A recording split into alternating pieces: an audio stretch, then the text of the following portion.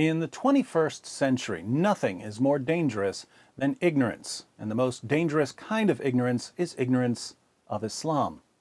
Islam has a lot to say about various groups, Christians, Jews, polytheists, women, and so on, and it's important for these groups to understand what Islam says about them, because what Islam says about them will have an ever-increasing impact on their communities as Islam spreads. The Quran contains numerous references to Jews, and the Quran's claims about Jews have been affecting Jewish-Muslim relations for nearly 14 centuries. For Jewish viewers who would like to know what Islam says about them but don't have much time to study the Muslim sources, I've put together the shortest possible list of relevant Quran verses.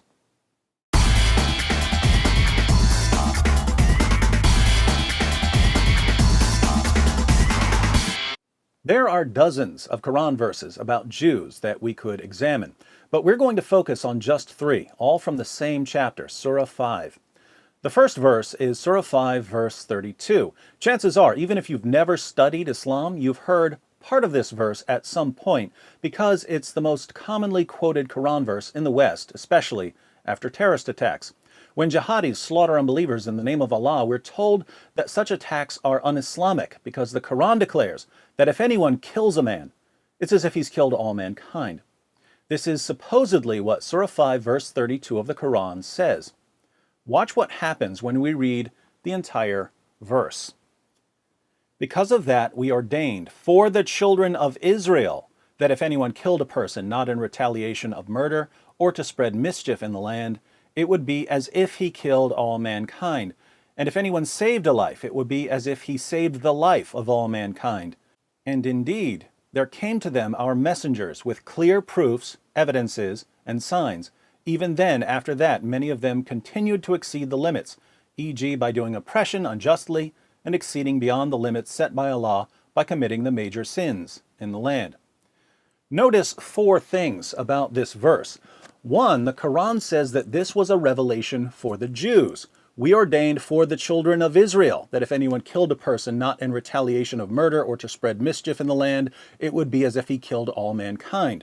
And we know what the Quran is referring to here. This is a quotation from the Talmud, Mishnah Sanhedrin.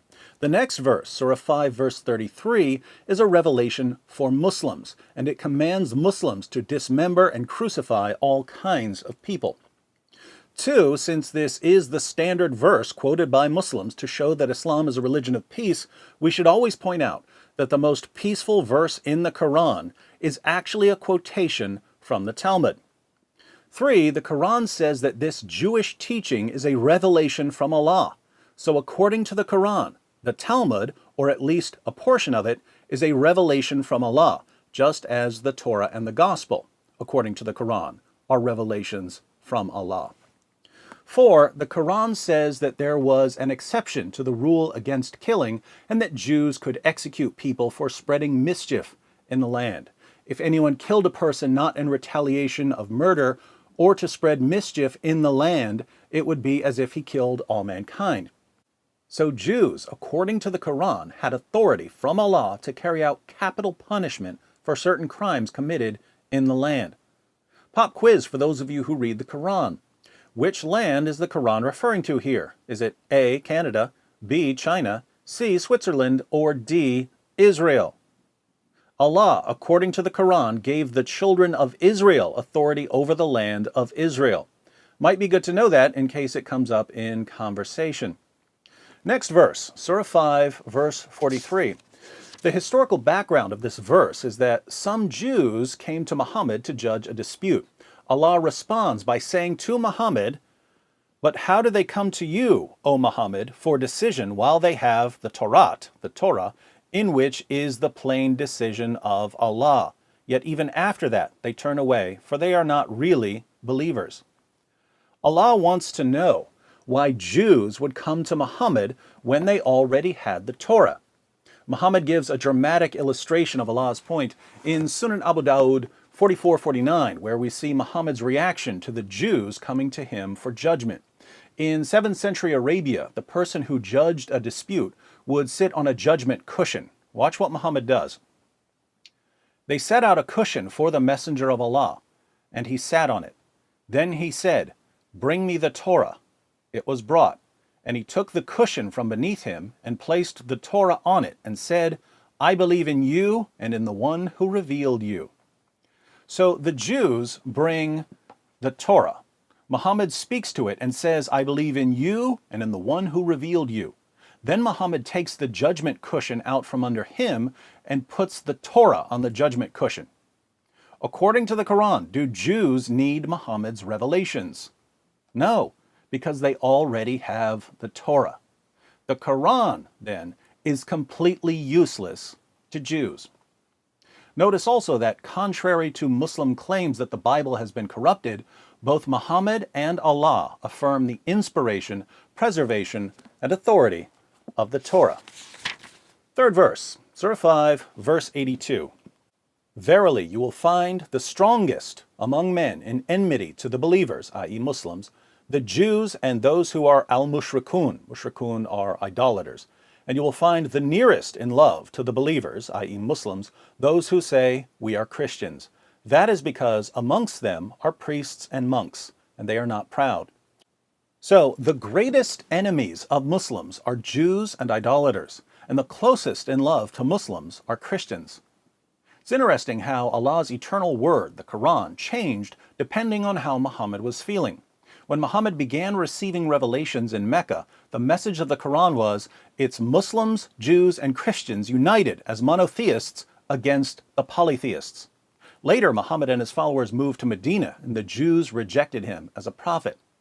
That's when the message of the Quran changed to Muslims and Christians are united against pagans and Jews. Eventually, Christians also rejected him as a prophet, so the message of Islam became, it's Muslims against everyone. Surah 5, verse 82 is obviously from the middle period, when there was still hope that Christians would accept Muhammad. Odd that an eternal book would be so heavily influenced by Muhammad's interactions with non-Muslims. But the Quran's claim that Jews are among the greatest enemies of Islam has had a lasting impact on Muslims and even on their view of future events. In Sahih Muslim, number 7339, Muhammad says, "The hour, the day of judgment, will not begin until the Muslims fight the Jews, and the Muslims will kill them, until a Jew hides behind a rock or a tree, and the rock or tree will say, 'O Muslim, O slave of Allah, there is a Jew behind me. Come and kill him.'" Putting all of this together, the Quran says that Jews were given not only revelations from Allah, including the Torah and the Talmud, but also a piece of land where Jews could enforce their laws against those who make mischief. The Quran says that Jews don't need Muhammad because they have the Torah, the inspired, preserved, authoritative word of Allah. But for some reason, even though Muhammad and the Quran are useless to Jews, they're still supposed to acknowledge Muhammad as a prophet. Since they don't, and since they turn away from their own revelations, Jews are the enemies of Muslims until Muslims kill them to usher in the end times. Not very comforting, but that's what we find when we read the Muslim sources. Now, if I were a Jew, I would spend quite a bit of time responding to what the Quran says about me and my family and my community.